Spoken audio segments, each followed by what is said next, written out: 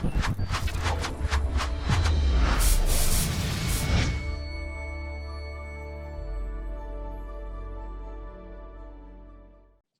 I'm Eun, the host of Toxic Talks, and this episode is special. But before I tell you why it's special, let me introduce myself fully for those who don't know me yet. So I'm Eun, spelled as EUN. I'm a 21-year-old Filipina who was born and raised in Abu Dhabi, UAE. Marhaba.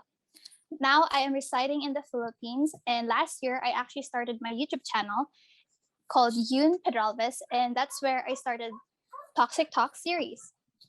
And Toxic Talks is a collaborative series where I talk about toxicities with my friends to help others be more aware, because sometimes toxicities can become a little disguised. We don't actually know that they're toxic until we're hurt, until something bad happens. Sometimes it's actually things that are normalized. So my friends have been doing that. And in the episodes, we actually mentioned that having a family or friend or professional help helps us to identify these toxic traits or toxic behavior. So this episode's guest is Sir Woody Paul, a certified life coach with 3+ years experience specializing in self-confidence, an international entrepreneur, a business owner of multiple e-commerce stores, R&B proprietor, founder of The Art of a Man, managing partner of Acid Space Studio, a father, and now a Toxic Talks guest. Hi, Sir Yes. Woody. Hi, hello. Wow, what Hi. a great introduction. I appreciate it. How are you? I'm good. I'm really glad that you agreed to this. Of course. Thank you for having me. Thank you for having me. How's the Yeah, weather today? How's the weather today in the Philippines? it's good. Sometimes it rains, sometimes it's really hot and humid, but it's Ah, manageable. What nice, about there? nice, nice. Beautiful day. I'm in Atlanta, Georgia. A beautiful, warm, Mm-hmm. uh, early morning. Just excited to be Mm-hmm. on with you. Looking forward to this conversation. Yeah, I am as well. And I'm really also grateful for my friend that recommended you to me. As you know, in the episodes we were talking about, it's good to seek professional help. And that is also why I was able to meet Sir Woody. Just a little bit more of a context to those who are watching. Yes, let's go. I'm looking forward to this topic of conversation. Yeah. Yeah, Sir Woody today is going to help me discuss toxicity within ourselves because he is a life coach, which I feel like is really credible. So, Sir Woody, are you ready to be interviewed? I am. I am ready to be interviewed. Let's go. All right, let's get to it. So, what is toxicity to you? Toxicity is really, anybody who comes into your space, your life, right, is making you feel negative energy, right? So Mm-hmm. they come in that they want to essentially conquer the environment and have you Mm-hmm. do their will and do things the way that they want you to do, even though you should be doing things in a different way. So toxicity is really when a person comes and invades and cares less in regards to how you feel, Mm-hmm. and they start telling you and demanding that you do things their way, Mm-hmm. whether or not you feel the way you feel or not. So that's what toxicity is. Mm-hmm. Yeah, I agree with that. And as a life coach, of course, you've been dealing with other people. And but you as a person, have you like had struggles with toxicities in your life?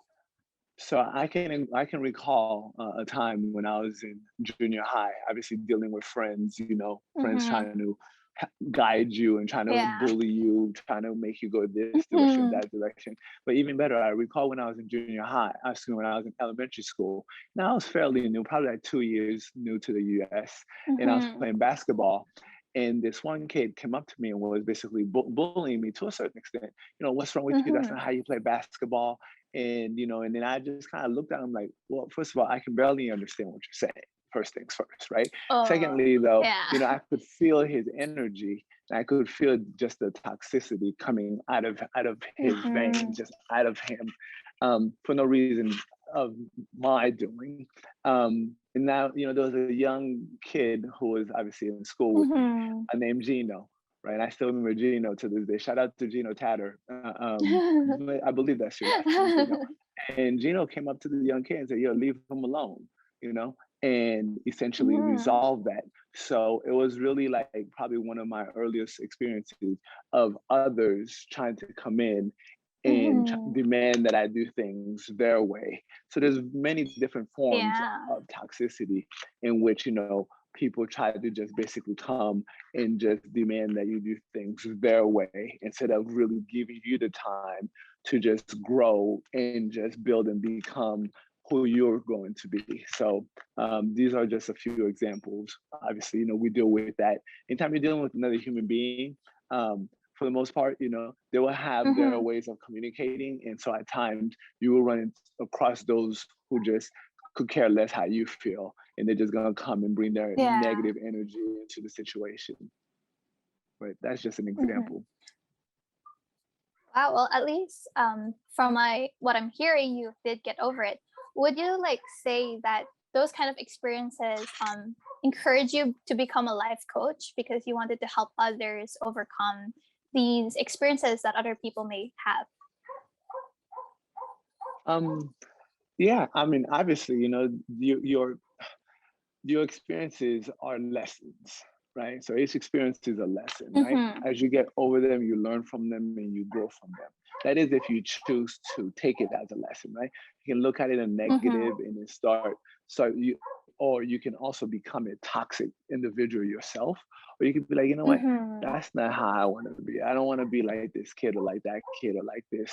So I've definitely grown, Mm-hmm. and yeah, these variety of experiences as you're growing up are forming you like a piece of clay, and they're just forming you and molding you Mm-hmm. together nice and slow. And then as the journey continues, you kind of figure out your path. So being a life coach, definitely this is just one of many experiences that helped guided me. I helped to guide me to become a life coach, but it's a variety of things. It's never Mm-hmm. just one thing. Yeah. When you look back, Mm-hmm. it's Yeah. it's multiple stuff that happens. Mm-hmm. Yeah. Yeah. And it's great though that you went into a field that would help other people who have a hard time dealing it with themselves because not everyone would react the same way or not everyone has a friend like you had like Gino, I believe you said. And so it's good that you were able to overcome those things and now you're also helping other people overcome. So as you're a life coach and you're dealing with other people's problems, what is a way that helps you to not be bothered by them? Because you would care for the person, and sometimes it might affect you negatively. You gotta learn to compartmentalize things, right? Put things in like Mm. kind of like having drawers, right? Everybody has drawers where they put Mm-hmm. stuff in, right? You have drawers for your shirt, drawers for your socks, right? Drawers for your ties. So Mm-hmm. it's really a thing where one thing that I learned early also, right, is because when I went to school, my major was psychology and drama. So as I was going to Wow. school, part of my studies would be like studying exactly the stresses and exactly what the careers of a Mm-hmm. psychologist really looks like, right? Or Mm-hmm. also say another one too that's a high stress field is being a police officer, right? Where you're Mm. dealing with so many different aspects. It's not just like clear cut, Oh. like you're just doing this. You're Yeah. really doing multiple things where it's a thing of where I speak with my clients and what I hear 99.9% of the time, like my wife won't even know what the conversation was. Mm-hmm. Maybe once in a Mm-hmm. blue moon, she might have seen my face look kind of down a little bit. But obviously, I believe Mm-hmm. in privacy, so I wouldn't share that. Yeah. But nonetheless, though, it's a thing of where you have to learn to like, you know what? I just dealt with this.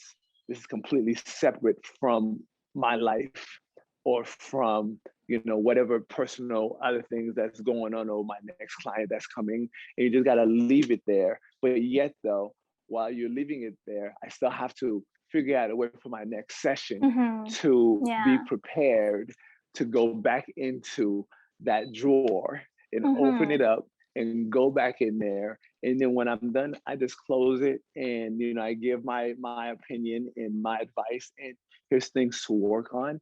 But from there, we just move forward Mm-hmm. because if I am dwelling on it and I allow it to conquer me, that's where the Mm-hmm. extra and all this other stuff Mm-hmm. comes into play. That that Mm-hmm. if I can't be of help to myself, how can I be of help to others? Yeah, that is true. And I love how you mentioned comparting because I actually learned that as well from my own mom.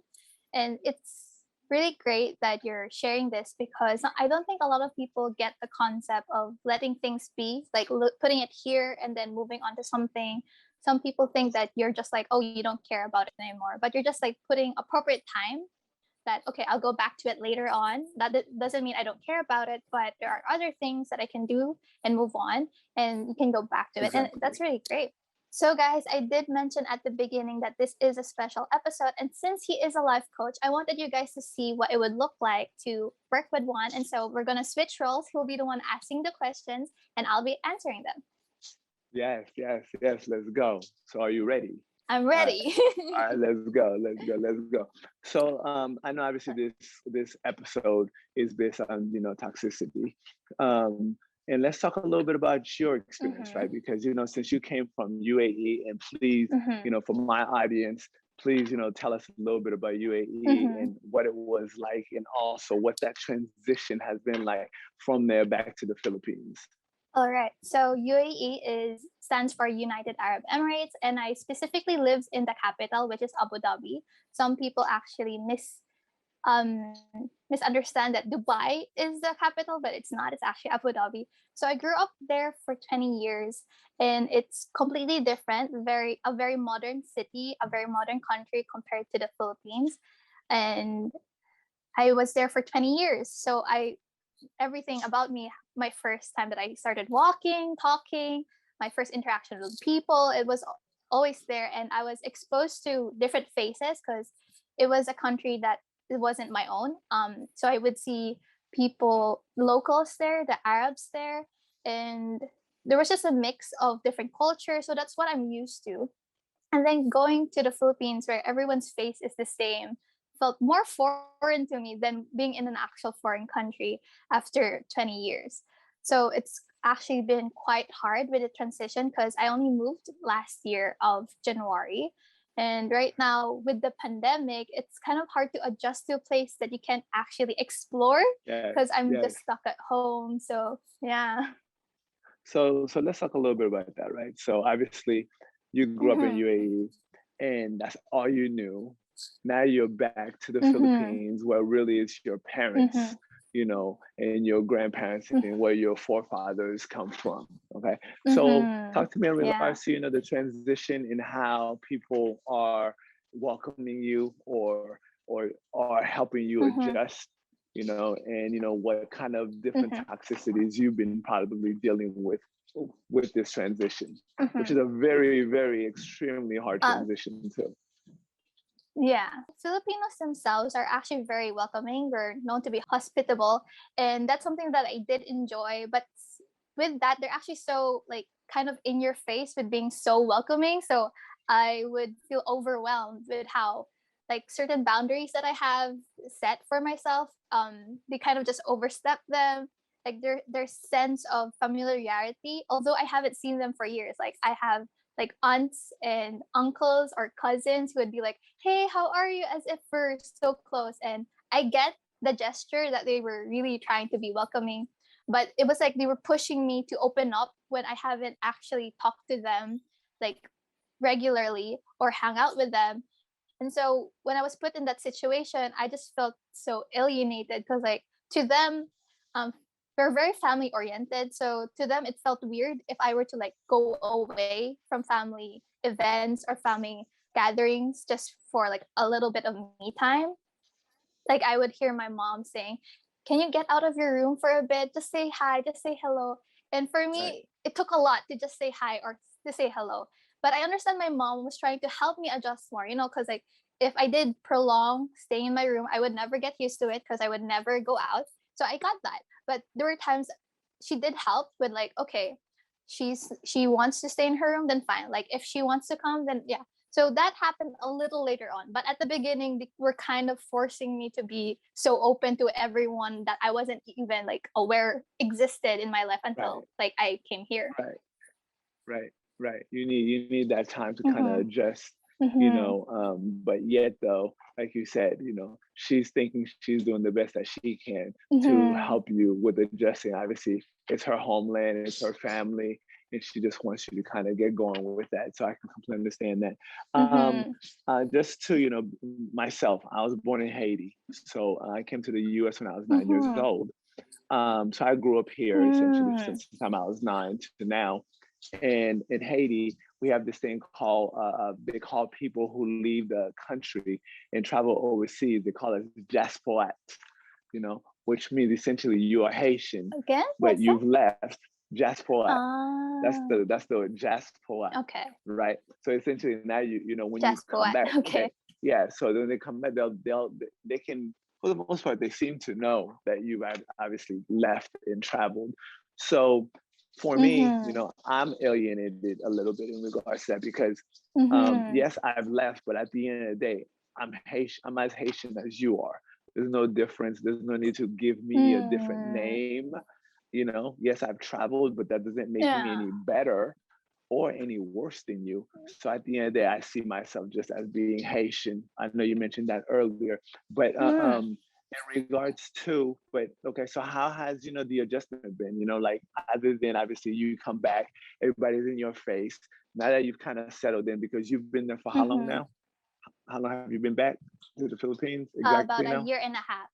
A A year and year a and a half. half. So now after the first 6 months, you Mm-hmm. kind of settled in a little bit. How are they treating you now? Because you Mm-hmm. have some people who kind of they're on your face, but they've backed up, right? But then you have Mm-hmm. others who are still consistently don't basically Mm-hmm. demanding that you still do this, this, this. How's that going? Mm-hmm. So it actually gets tiring. So one of the things that I have to deal with, so the few times that I do go out and the few times I do meet people, having to like explain my whole story that, oh, I am Filipino, but I did not grow up here. So please understand that there are certain things that are new to me. But then there's this thing that I don't like when they make me feel so special in the sense that I don't want to be standing out. I want you to treat me as a person. That's great, but don't make me feel like I'm such a baby that doesn't know anything of the world. Because the sad part about Filipinos here is that if they never went to abroad, they never think other people who go to abroad have it worse or that they have struggles. So when they saw me and were like, "Oh, you grew up in abroad, so you must have had like amazing life. Everything was like served to you and everything." And I'm like, "No, that's not true. I still had hardships, maybe not poverty, like I wouldn't say that, but I did have to because I was still Filipino in a foreign country. That was also another struggle that I did have, like Mm, being confident, because that's one of the issues some Filipinos face is that when we're met with other international people, we like downgrade ourselves because of our history, that we were like colonized and everything. So that mentality is still with us. So sometimes being a Filipino in an international setting back then was also a struggle because I had to like speak up for myself. Like, I am Filipino, but I'm not beneath you because of it. So there's right, that. And right. then coming here though, and them treating me like I'm a foreigner and that they're beneath me kind of was like, that's not what I want to do. Whoa. Yeah. So whenever I interact with anyone new, I remember they would always shy away, like literally shy away. Like they wouldn't want to interact with me because they think I'm too foreign. And I'm like, how do I adjust when they're not, like how do they I'm trying to meet them halfway, but here they are putting this wall like, oh, she's not even Filipino. And I'm also hurt because like, what does it mean to be Filipino? Did I Right. have to grow up here in this country? And there's this idea of like going back and forth. So, okay, I wasn't an Arab in the UAE, and now here in the Philippines, I'm I'm not not even right. Filipino either. Right, And that, right. So where do I fall in, right? yeah, It's like you confuse me. Um, yeah, Essentially, I mean, the main thing is right. This is where I meet clients who deal with this, and this is why I'm thankful for my experiences, right? Just like mm-hmm, you're speaking about that, and I can relate because mm-hmm, I'm considered a diaspora. And it's mm-hmm, like, what are you talking about? Like, well, mm-hmm, let's back up real quick and let's understand that no, I'm Haitian, you're Haitian. It's just that simple. Yes, I've traveled, but as you mentioned, right, mm-hmm, we also are dealing with our own struggles. So in a lot of ways, right, people have it, mm-hmm, better than we do. because of the fact that Mm. the stresses, because we're here and living in a, metropolitan city, or living in the United Mm. States, or living in UAE, or living in England, or wherever that we're living, Mhm. Paris or whatever, right? And now Mhm. it's a different world where it's a competitive world where everybody Mm. is just busy running. We're back Mhm. home. I speak with my nephew all the time. Shout out to Jerry, by the way. I speak with my nephew all the Mhm. time. He's at home. He eats 3 square meals a day. He gets to Mm. play video games. He gets to just Mhm. relax. He's in his 20s. When I was in my 20s, I Mhm. couldn't just relax like that, right? So you Yeah. have benefits also. Not to say by no means I'm saying they don't face Mhm. their different types of difficulties, Mhm.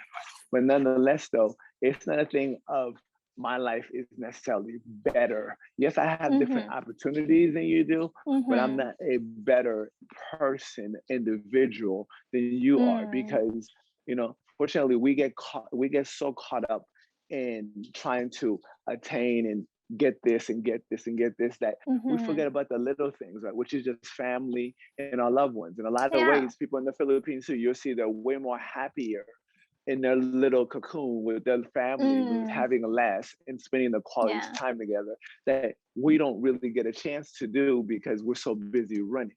So in a lot of ways, it's Mm. that. But nonetheless, though, so talk to me in regards to, so how does it make you feel, in regards to, when people are now telling you that you're not a real Filipina, or you need to Mm. do things this way. This is how a real Mhm. Filipina does it, because I know that's how it is too with in my Yeah. culture, right? So let's Mm. talk about that for a second. So how it's been being like told that I'm not too Filipino or Filipina. Honestly, I guess it's been hard for the most part, but then there is some truth to it. Like I also don't fully identify as being Filipino in certain ways, where for them, Filipinos like this idea of like wanting to be always resilient. So that like, so it's good to be resilient, but what happens in our Filipino culture is that we always make it look like it's so good to the point that we don't see it's bad. Like you're allowing people to go through hardships and saying, oh, that's fine because they're Filipino, they can take it.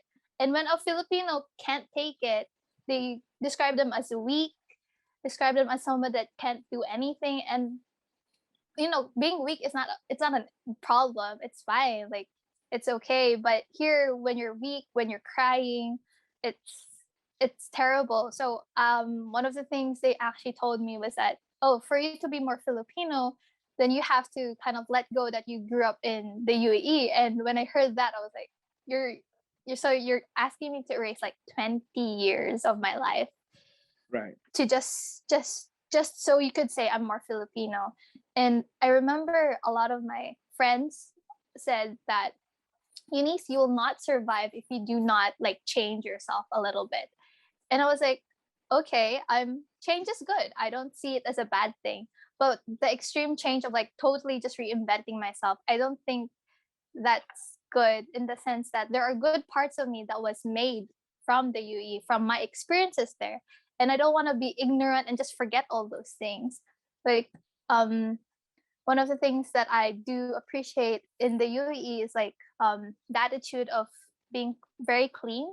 So unfortunately, in the Philippines, there's a lot of like litter everywhere, and there are like I would see people doing it so normally, and I'm like, there will have been thoughts. I'm like, you know what? Maybe I should just do that too, because like it's normal here.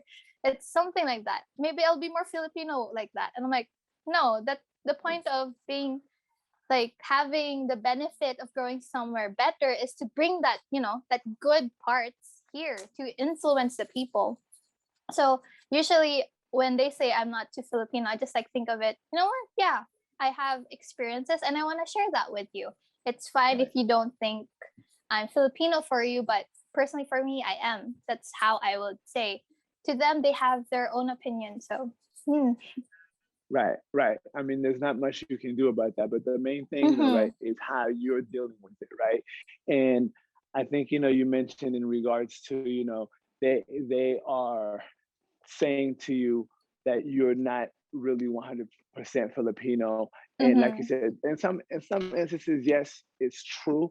But Mhm. at the end of the day, the blood that flows, in Mhm. your veins, and where the country that you came from, Mhm. and the people that that God helped create you, which is your mother and your Mhm. father, are Yeah. Filipino, right? Which makes Mhm. you as much Filipino whether you're there or anywhere else, right? So, Yeah. but yet though, it is a different culture from what you were Mhm. raised in, right? It is a different culture. You do have experiences that by no means ever you should ever let go, right? Which I think Mhm. you understand that, because it is a big part of what helped, as we've talked earlier, that clay, which is you, that Mhm. help mold you together, right? You Yeah. are, I mean, those experiences, you take them away, who are you? Right? You take Exactly. you take Yeah. those experiences. You're somebody different. You're not who you Mhm. are now. You are a different person with a different way of thinking, and you probably never would have Mhm. created a show that you've created, right? To try to help people Yeah. who are going through what you're going through. So just look at it more like, it is a positive that your experiences are always, and that's the thing that I try to teach people, is that you are who you are. I mean, Mhm. it's like you're trying to run away from something that all you have to do is look in the mirror, blam. Oh, there it goes. Mhm. There's no running away from who you are. So it's really Mhm. accepting and forgiving in some instances, not in this instance, for example, but forgiving, say, if you have done, some people have experienced some really bad stuff that they've done to others, Mhm. right? And when you do that, recognize it. Recognize Mhm. what you've done, and then now, if you see that individual, God willing, apologize for what you've done, right? That's how you move Mhm. forward. That's how first things first, right? Self confidence is really first things first, sometimes is forgiving yourself, Mhm. Yeah. right? I mean, it's got to start here. Is forgiving yourself, right? In your case, it's a thing where, like, as you said, like, it's true. You're not, you wasn't raised there, although you're Mhm. 100% Filipino and Filipina as they are, but still, though, right? It's a thing of when you're dealing with these folks who are coming at you and trying to bring their way of life onto you and telling you what to Mhm. adjust, like your friend. Well, you're gonna have to adjust, like you said. It's true.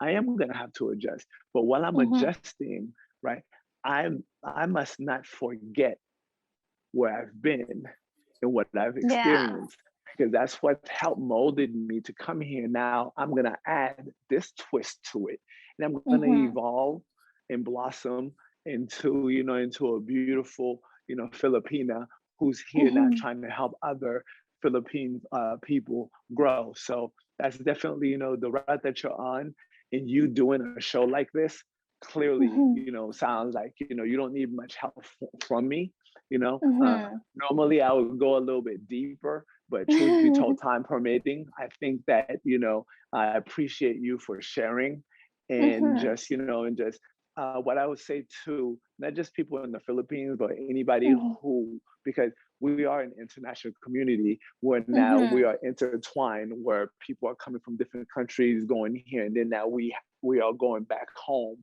to either Mhm. visit or to move back home permanently. And what I would say is that when Mhm. you move back home, never forget your experiences, because you are your experiences, right? Those are lessons that help mold you. And if you forget those Mhm. lessons, you will repeat them again, except now you might fall even further than you did the first time. Mhm. So it's all about growth.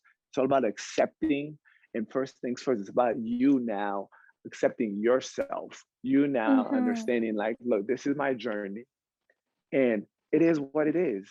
There's no two ways Mhm. about it, right? You can either accept it or you can go deeper and now start to go into depression and dealing with all sorts of Mhm. issues that you would not be experiencing if you would just understand that this is my journey. This is where I've been. Mhm. There's no letting that go. I've done some bad things, and you know Mhm. what? It's okay. And if you've done some bad things to anybody, or even a dog, or even an animal, what I'm saying? Take that Mm. time, and if Yeah. take that time, and because for you to for you to love, you have to love yourself. And if you don't accept Mhm. yourself, right? How can you really accept others? And like I said, I think you're definitely on the right path. I so appreciate Mm-hmm. you taking the time and allowing me to come onto the show. I look forward to Mm-hmm. it, and I hope that in the future you will invite me to come back and we can talk Yeah. about different types of topics. But I really appreciate it. So thank you so much Mm-hmm. for having me. Yeah, and I'm really grateful too. I actually did learn things and also was reminded because I do tend to forget to forgive myself because I don't know, I'm my worst enemy, like something like that. So We all are. this was yeah, so it was a great advice and a reminder, and I'm also really grateful that you took the time as well. So yeah. Of course, of course. Thank you so much for having me once again. And Yeah. good luck with your show. I will be doing whatever I can Hmm. to help support and let my audience know that, Yeah. definitely support you and your show. And hopefully one day soon, I can come to the Philippines and, and Yeah. do something live on the air with you. Okay.